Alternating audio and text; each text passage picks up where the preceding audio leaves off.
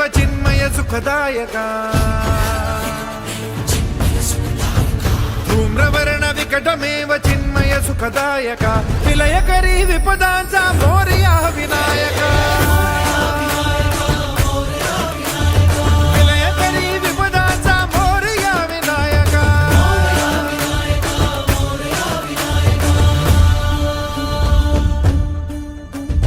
तुंदिल तनु लंबोदर गजमुख साकार तू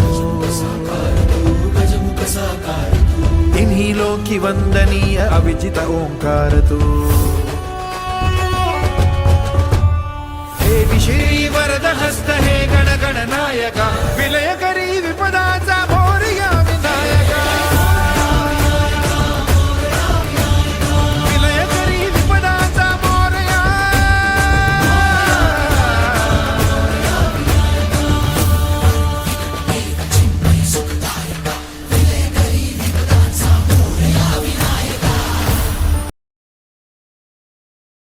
अगदी सरळ, सहज, निराभिमानी आणि अत्यंत ज्ञानी असे व्यक्तिमत्व.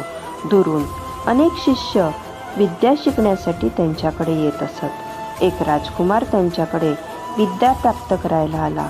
राजकुमाराने मन लावून विद्या प्राप्त केली. एक दिवस ऋषीने राजकुमाराला म्हटले, जा बेटा, आता तुझे विद्यार्जन संपले. आता तुला दिलेला ज्ञानाचा वापर तू स्वतःचे आणि दुसऱ्यांचे जीवन आनंदी समाधानी करण्यासाठी कर. राजकुमाराने जेव्हा त्यांना गुरुदक्षिणा देण्याची इच्छा व्यक्त केली तेव्हा गुरु म्हणाले, वत्सा, जर तुझी मला गुरुदक्षिणा देण्याची इच्छा असेलच तर अशी वस्तू आण जी पूर्णपणे व्यर्थ असेल. राजकुमाराने विचार केला, गुरूंनी दुसरं काही मागायला हवं होतं. मला किती सोपी वस्तू मागितली. माझ्या आजूबाजूला तर अनेक वस्तू व्यर्थ आहेत. मी तर गुरुला काहीही देऊ शकतो. राजकुमाराने विचार केला, आपण गुरुदक्षिणा म्हणून माती द्यावी. मातीला स्पर्श करताच माती म्हणाली, अरे बेटा थांब, तू हे काय करतोस? तू मला व्यर्थ समजतोस? अरे, सर्व प्रकारची धान्य, खनिजांसारखी बहुमूल्य गोष्टी तर मातीतूनच तुला मिळतात ना. ते इतर कोणीही तुला देऊ शकत नाही. अरे, विविध रंग, रूप, रस, गंध तर माझ्यातूनच उत्पन्न होतात ना. मातीचे हे बोलणे ऐकून राजकुमार विचारात पडला आणि पुढे निघाला. थोड्या अंतरावर गेल्यावर त्याला दिसले, एका ठिकाणी घाणीचे साम्राज्य आहे. त्या ठिकाणी कचरा, घाण असल्याने त्याची दुर्गंधी सर्वत्र पसरली होती. राजकुमाराला वाटले, यापेक्षा व्यर्थ गोष्ट पृथ्वीवर असूच शकत नाही.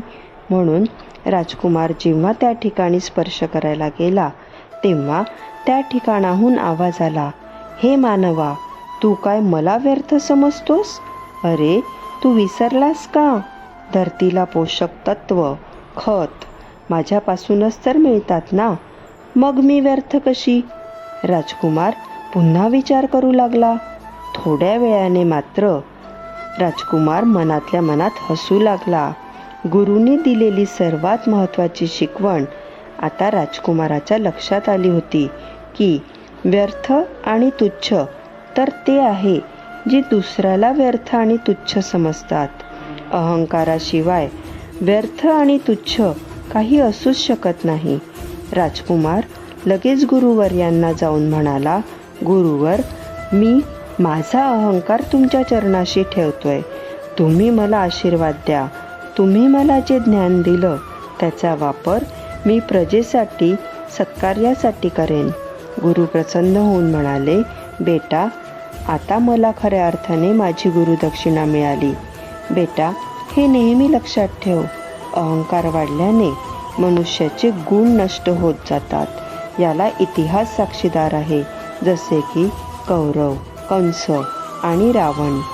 अखंड मंडलाकारं व्याप्तं येन चराचरं, अखंड मंडलाकारं व्याप्तं येन चराचरं, तत्पदं दर्शितं येन तस्मै श्री गुरवे नमः. तत्पदं दर्शितं येन तस्मै श्री गुरवे नमः. तस्मै श्री गुरवे नमः. तस्मै श्री गुरवे नमः.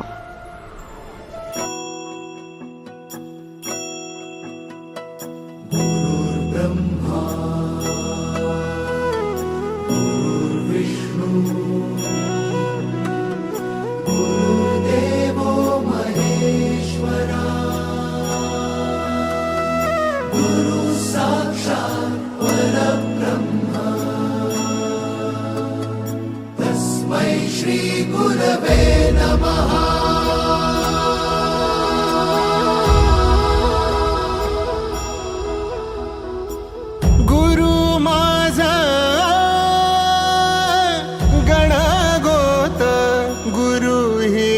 हीच माऊली.